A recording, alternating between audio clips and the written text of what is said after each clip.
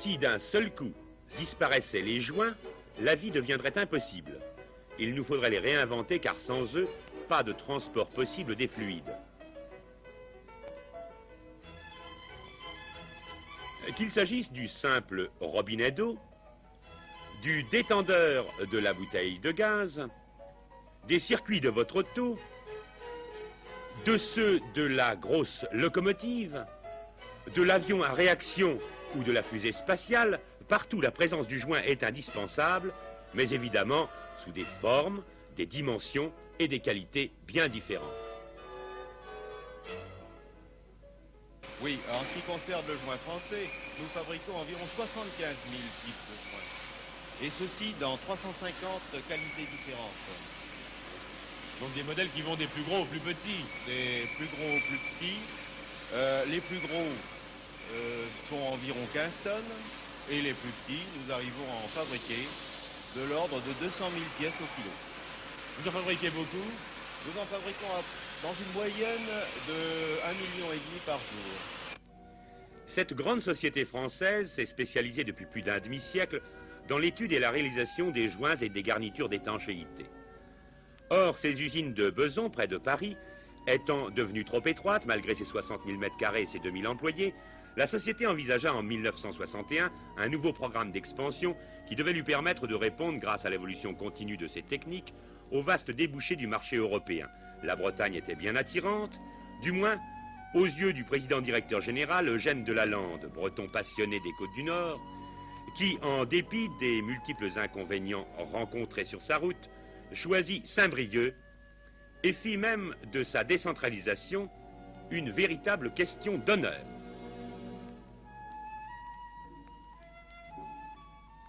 Nous avons fait en somme un bilan des avantages et des inconvénients. On peut dire que dans l'ensemble actuellement, en somme, les avantages et inconvénients s'équilibrent. Mais cela ne veut pas dire que nous n'aurions pas pu trouver ailleurs un emplacement mieux choisi en réalité au point de vue financier. Oui, les inconvénients étaient loin d'être mineurs. Par exemple, l'éloignement de Paris et du centre de gravité des ventes de la société situé à 100 km à l'est de Paris. Coût du transport des matières premières et des produits manufacturés, près de 25 francs au kilo. Coût de l'énergie, de l'eau industrielle, problème de logement du personnel, problème des liaisons téléphoniques. Mais la Bretagne sut se montrer accueillante et grâce à l'opiniâtreté des uns et des autres, à la bonne volonté de Saint-Brieuc et à l'appui des pouvoirs publics, le projet devenait réalité et la belle usine neuve développait bientôt ses perspectives sur les 15 hectares situés au bord de la Nationale 12, à l'entrée de la ville. Perspectives de granit inspirées de la construction bretonne. La première tranche réalisée permet aujourd'hui l'emploi de 525 ouvriers et ouvrières, un chiffre en avance de 30% sur les prévisions. Ce personnel a été dans une très large majorité recruté et formé sur place. Il travaille dans un cadre ultramoderne auquel la coquetterie des pelouses et des fleurs ajoute une note insolite. Oui, insolite dans ce genre de fabrication réputée sale, par nature, puisqu'elle est le véritable domaine de la poussière, du caoutchouc et du charbon.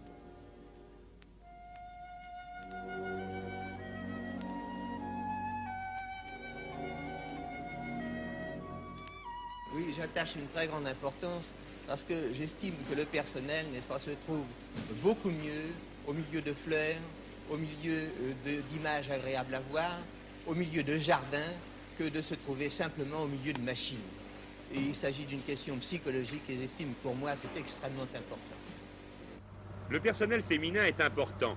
Sa tâche est délicate, celle du contrôle des milliers de joints gros ou microscopiques, dont les défauts ne sauraient être décelés par les machines pourtant perfectionnées. Mais au fait, comment se déroule la fabrication?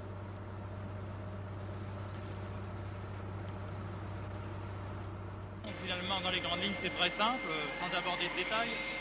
On part du matériau qui permet de résoudre tous nos problèmes d'étanchéité, c'est le caoutchouc. Ce caoutchouc, on le reçoit à l'état brut et il faut bien sûr, dès le début, le mélanger avec différents produits qui nous permettront d'orienter ses caractéristiques physiques et mécaniques. Une fois qu'on aura cette opération de fait, c'est-à-dire le matériau de base amélioré, il nous restera la mise en œuvre. La plupart des joints fabriqués le sont par le moulage. au cours duquel va s'opérer la transformation de la matière.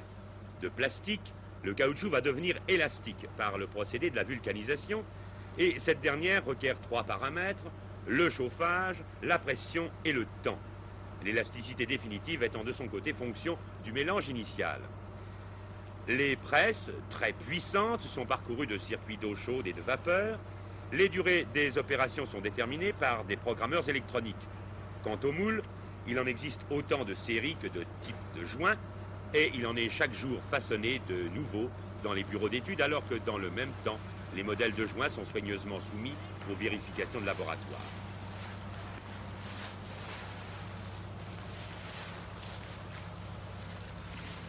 Quant au personnel lui-même, est-il satisfait de l'implantation de la nouvelle usine? Tout simplement, est-il, comme l'on dit quelquefois, content de son sort? Madame, en quoi consiste le travail que vous effectuez là? On dirait que vous enfilez des perles. Bon, c'est un peu plus difficile quand même. Faire attention au rebut, c'est ça.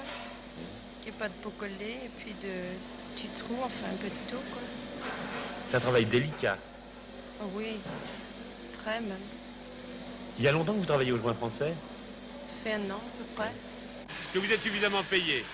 Oui, pas mal. Pour moi, je ne peux pas me plaindre. Puis ici, on est à la pièce, enfin, un genre de pièce, quoi. Suivant le travail qu'on fait, quand même, on est récompensé. Alors au fond, pour vous, monsieur, la décentralisation, c'est le retour au pays. Absolument, tout à fait d'accord. Je suis originaire de la région et j'ai vécu un certain temps à Paris. Ma femme est elle-même originaire de la région et je n'ai aucun lieu de le regretter. J'ai réussi à trouver une situation intéressante au joint français et à tous les points de vue, je suis content d'y être. Oui, parce qu'il y a beaucoup de gens qui vont de la province vers Paris, on dit même monter à Paris. Vous avez fait le mouvement inverse et vous n'avez pas lieu de le regretter. Absolument pas, parce que je crois que ça devient démentiel à Paris. 15 millions d'habitants en 1980, je vois mal ça finir. Il n'y a que l'opération de décentralisation du joint français qui m'a permis de retrouver et ma région d'origine et dans ma spécialité, ce qui est une chose quand même assez rare. Est-ce qu'on peut dire que l'expérience est concluante?